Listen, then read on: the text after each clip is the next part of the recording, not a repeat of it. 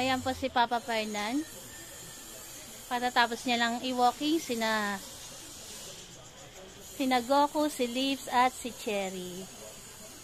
Ayan po yung araw-araw naming gawain. Para po sa nag-worry. Nakakalabas po sila. Ayan.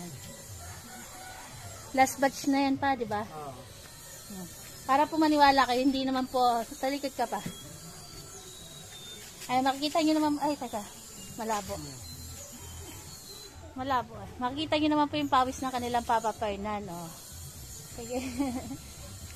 Kikita nyo po yung likod ni Papa Fernan, basang-basa.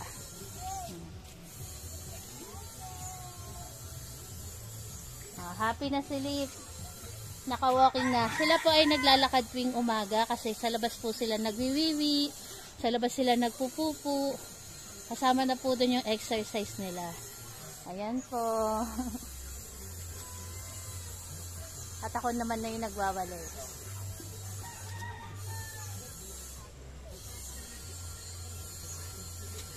Ito naman po yung iba. Nasa loob na ng aming bahay. Ayan. Ayan sila. Saglit, saglit. Cherry, pasok na Cherry. Cherry, mauna ka nang pumasok, Cherry. Pasok na. Saglit, saglit, saglit. Ay, dumilin pala. Dumilin. Ayan po yung aming morning. Pag parents ka talaga, marami ka talagang balahibo. Kahit anong gawin mo.